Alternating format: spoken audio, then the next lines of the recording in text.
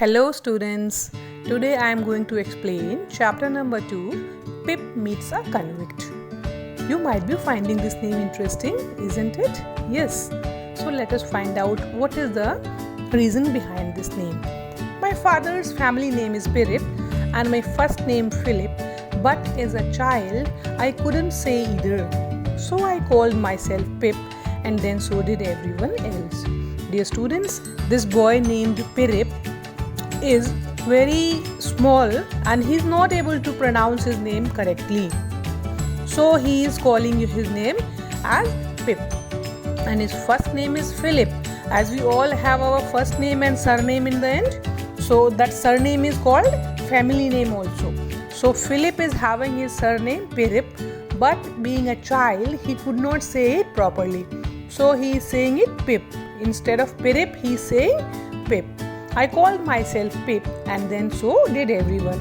और फिर इसीलिए सारे लोग भी उसको Pip करके कॉल करने लगे. I say that my name is Pirip because that's what is written on my father's tombstone, and it is what my sister told me. My sister is married to the blacksmith. So here student, it is being informed that this child is having no father and mother. That means he is an orphan. I say that my name is Pirip because why is he knowing that his name is Pirip? Because it is written on his father's tombstone. Dear student, tombstone is a place where the people who are there, who die are buried, and over their burial the tombstone is made. As you can see in the picture on page number 23, this is called tombstone. It is what my sister told me, and his sister also told him that it is his family name, that is Pirip. My sister is married to the blacksmith. Now we can get some more information about Pip. What is his sister? His sister is married to the blacksmith. You dear students, do you know what is a blacksmith? Yes, blacksmith is a person who makes tools and different material from the iron. A people who makes things out of iron is called blacksmith.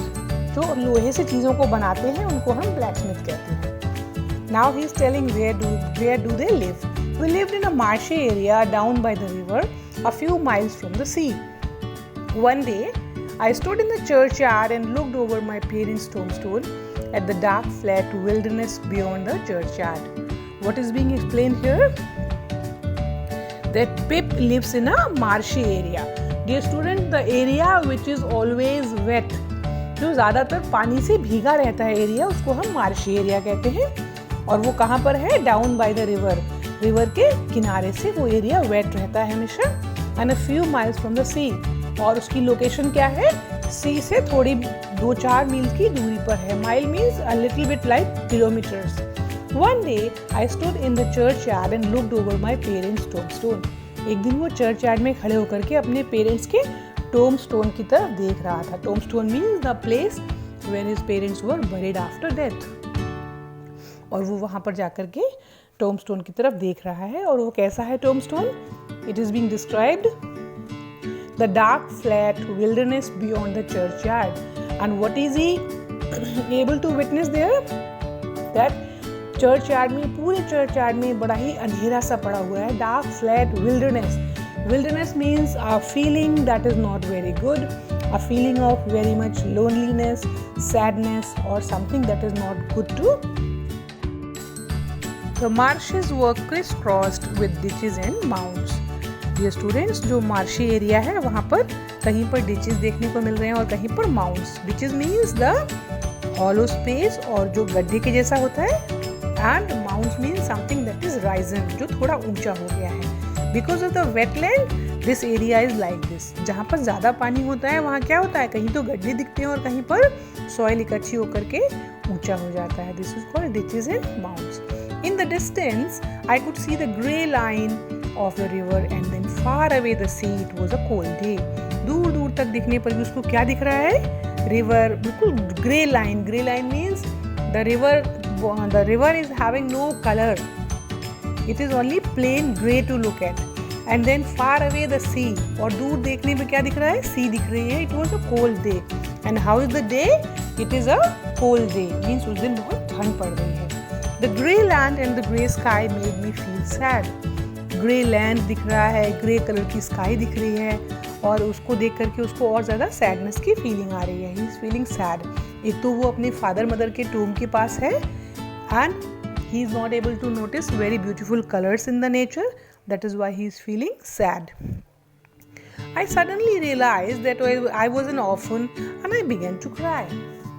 Dear students, father mother के Tomé के पास जाकर के और इतनी lonely feeling, अकेला और सब कुछ ग्रे कलर में दिख रहा है, so he is feeling very sad. और उसके ऊपर से उसको उनकी टोम स्टोन को देख करके याद आ जाती है और उसको अचानक से रियलाइज़ होता है कि वो एक ऑर्फन है, उसके फादर मदर अभी लाइव नहीं है. And I begin to cry. और ये सोच करके वो रोने लगा. He started to cry loudly. जोर से रोने लगा था. Hold your noise, cried a terrible voice. तब तक पीछे से एक अजीब सी, टेरिबल मीन्स फियरफुल वॉइस आती है. होल्ड योर नॉइस, चुप हो जाओ. होल्ड नॉइस मीन्स होता है अपने शोर को बंद करो. It came from a man who had just stepped out from behind a gravestone. वहाँ पर बहुत सारे ग्रेव स्टोन्स थे, तो वहाँ से जो एक मैन आगे आ गया और उसने ये बात बोली थी. होल्ड योर नॉइस किसने बोला है? एक मैन जो कि वहाँ एक ग्रेव स्टोन के पीछे छुपा था, वो आगे आकर के चिल्लाकर बोलता है, hold your noise, keep still और I will cut your throat. Keep still means बिल्कुल अपनी जगह से हिलना नहीं, जहाँ हो वहीं खड़े रहना. और I will cut your throat, नहीं तो मैं तुम्हारा थ्रोट काट दूंगा. थ्रोट मीन्स जानते हो, गला. इट इज वेरी डेंजरस ना, इतना छोटा बच्चा और कोई ऐसे बोल रहा है. Just imagine. This man was frightening. He was dressed in rough grey clothes and he had a big iron chain on his leg. ये मैन देखने में कैसा है जो चिल्ला रहा है? दिस इज वेरी फ्राइटनिंग, देखने में बहुत फियरफुल है. He was dressed in rough grey clothes. उसके क्लोथ्स भी बड़ी रफ हैं, गंदे संदे हैं और ग्रे कलर के हैं, means they are dirty. And he had a big iron chain on his leg. और उसके लेग में एक बहुत बड़ी आयरन की चेन बंधी हुई है. He was an escaped convict. Dear students, उसके पैर में चेन क्यों है? क्योंकि वो एक मुजरिम है जो भाग कर आया है.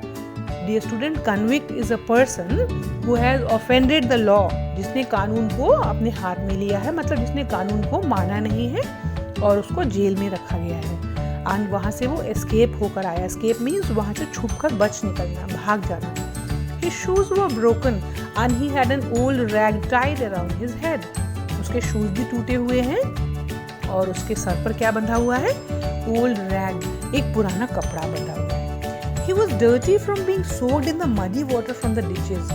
और अभी हम लोग डिस्कस करें ना कि ये यहाँ चर्च यार्ड में कैसा है? मार्शी लैंड है और मार्शी लैंड में सारी मिट्टी गीली होती है. So the mud has sticked to his clothes. और उसके कपड़े कैसे हो गए हैं? बहुत डर्टी हो गए हैं. And he himself has become very dirty because of the wet mud covering his body. उसके बॉडी पर बहुत गीली मिट्टी चिपक गई है, कपड़ों में भी चिपक गई है, इसलिए वो बहुत गंदा लग रहा है. He was covered with scratches from nettles and stones. और उसके पूरी बॉडी पर स्क्रैचेस पड़े हुए हैं. स्क्रैचेस मीन्स खरोंचना. खरोंच लग जाती है, वहाँ से ब्लड निकलने लगता है स्किन पे. एंड नेटल्स एंड स्टोन, वो किससे खरोंच लगी है उसको, किससे स्क्रैचेस लगे हैं? Nettles. Nettles means that net made up of thin iron nails. लोहे की कीलों से बने हुए जो जाल होते हैं जेल के बाहर, उसको क्रॉस करके भागा होगा तो उसके स्क्रैचेस लग गए हैं. एंड स्टोन्स, और जो पत्थर वगैरह रास्ते में मिले होंगे उससे टकरा के भी उसके स्क्रैचेस पड़ गए हैं. He limped and shivered and glared and growled. Dear students, वो चल कैसे रहा है? लंगड़ा कर. Limped means to walk lamely. And shivered, और कांप भी रहा है because he is very much tired and in pain. ठीक है, थक गया है, दर्द हो रहा है, इसलिए वो शिवरिंग भी कर रहा है. And glared and growled, और वो उसको घूर कर भी देख रहा है. और growled means बहुत fearful voice से बात कर रहा है. His teeth chattered his head, और उसके जो दांत हैं वो उसके सर तक क्या कर रहे हैं? Chattered his head means उसके दांत पूरे मुंह पर दिखाई दे रहे हैं. He's cheering, अपने दांत को बाहर निकाल के गुस्से से बोल रहा है. And as he seized me by the chin, और उसने उसको चिन से पकड़ रखा है. As you can see in the picture, कि उस कन्विक्ट ने पिप को बहुत बुरी तरह से पकड़ा है, उसकी चिन को पकड़ लिया है उसको डराने के लिए, और बहुत जोर से बोल रहा है. Dear students, he is very fearful। और अभी तक हमने इतना समझ लिया कि वो कन्विक्ट ने पिप को कैसे डराया। In the next video you will listen the remaining story.